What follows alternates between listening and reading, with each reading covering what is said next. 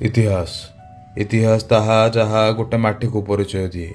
माटी ताहा जहा गोटे भाषा को परिचय दिए।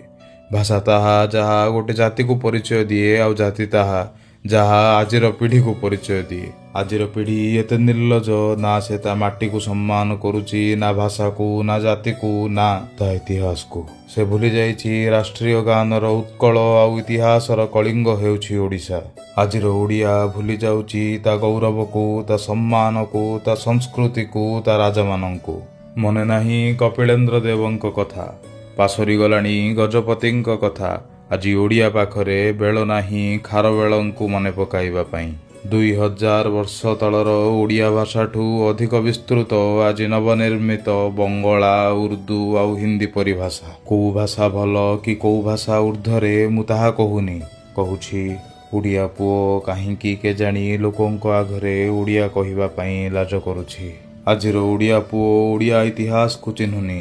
पाइक विद्रोह सिपाही विद्रोह मध्यरे फरक जानुनी। सी भूली जाइछि 1817 मसीहार पाइक विद्रोह, जे देइथिला स्वाधीनता संग्रामर प्रथम शंखनाद।